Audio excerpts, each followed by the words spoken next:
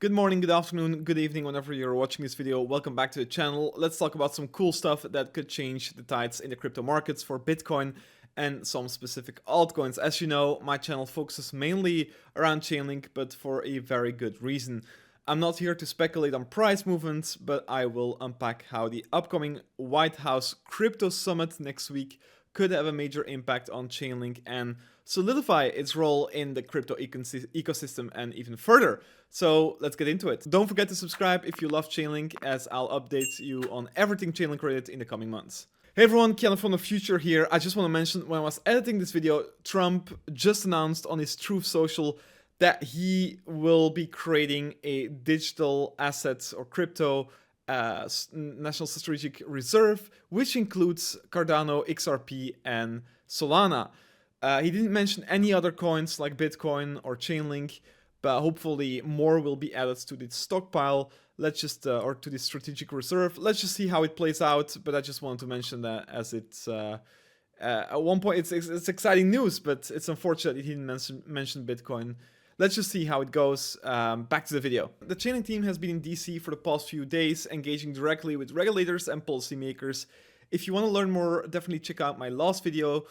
But this video is a deliberate effort to shape the conversation around blockchain technology and digital assets in the United States. And now, with the White House Crypto Summit just around the corner, hosted by none other than David Sacks, Trump's appointee as the AI and Crypto Czar, the stage is set for some potentially massive developments. Sacks, a former PayPal COO and a heavy hitter in the venture capital world, has been vocal about his vision for crypto, and Chainlink's involvement here could signal some serious long-term wins. First, let's talk about why this summit matters. The US government under Trump's administration has made it very clear that they want to position the country as the crypto capital of the planet. We've seen this with the January 2025 executive order that kicked off a cryptocurrency working group tasked with crafting new regulations and even exploring a national digital asset stockpile. Trump campaigned on this, but so far we haven't really seen the impact of the promises after his election. The markets aren't looking great, but hopefully that could change soon. David Sacks, who's chairing this summit, is bringing industry leaders together to hammer out a legal framework that could finally give crypto the clarity it's been craving. For Chainlink, this is of course huge. Why? Because any robust regulatory framework is going to need reliable tamper-proof data and secure cross-chain infrastructure. Two things Chainlink already excels at with its decentralized Oracle networks and CCIP. Now, let's zoom in on Senator Cynthia Lummis, who has been a very outspoken politician in the crypto space. She's leading the Senate Banking Subcommittee on Digital Assets, and the first of its kind, and she has been hyping us up with some posts on X, but the majority of people are still waiting for her to announce any major big news. Lummis has been pushing hard for comprehensible digital asset legislation, and one of her flagship ideas is a Bitcoin strategic reserve. She introduced the Bitcoin Act back in 2024, aiming to have the US Treasury acquire 1 million Bitcoins over 5 years with a 20-year holding period to bolster the dollar and tackle inflation.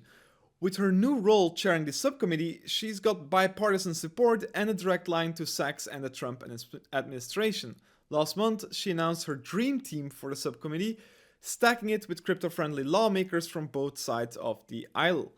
So, how does Chainlink fit into all of this? Let's say a strategic or a Bitcoin strategic reserve becomes reality and is announced during this summit. Trump himself will deliver a speech, so it could be a possibility. The US government would need a way to securely manage, track, and verify those assets on chain, and Chainlink's data feeds could provide real-time pricing and market data to ensure transparency, while potentially CCIP could enable seamless interoperability if, let's say, the reserves involve multiple blockchains or tokenized assets. Beyond that, Chainlink's proof of reserve solutions, already used by firms like 21 Shares for their Ethereum ETF, could be adapted to give the public and regulators confidence that the stockpile is actually legit. If the US adopts something like this, Chainlink could become the backbone of a government-backed crypto initiatives, cementing its utility at a national level.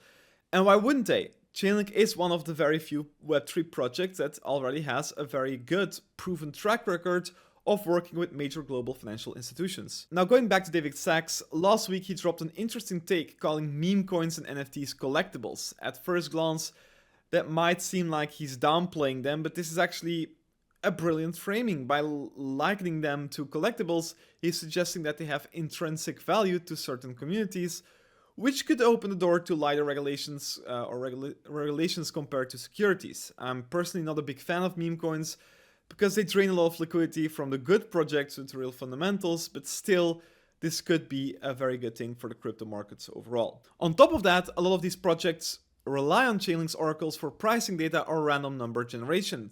Think of NFT mints or meme token launches. Chainlink is already partnered with some meme coins like Apu, and if Sachs pushes these narratives at the summit and sticks to it, we could see an explosion of activity in these niches, all underpinned by Chainlink's infrastructure. Now let's think about the broader implications for the United States. Chainlink's been hosting invite-only events in DC, like the one just a few days ago with Representative Brian Steele, who chairs the House Subcommittee on Digital Assets. These are strategic discussions with lawmakers about how blockchain can drive financial innovation, and the US is currently at a crossroads. It can either fall behind as other nations might, will, or already are embracing crypto, like perhaps China or Russia, or it could lead the charge.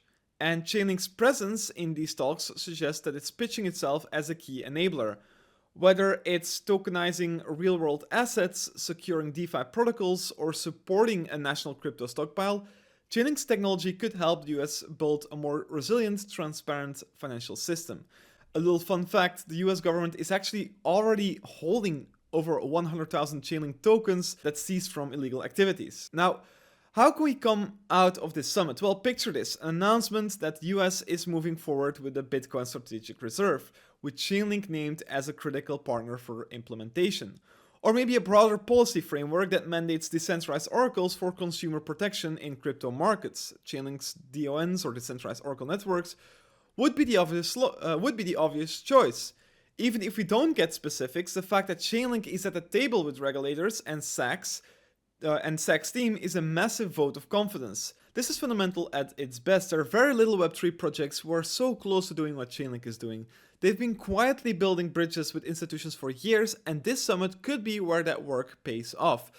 For those who've been following closely, you already know why there is no alternative. Chainlink can leap from a crypto-native solution to a government-endorsed standard. That's the kind of adoption that changes the game for the entire industry.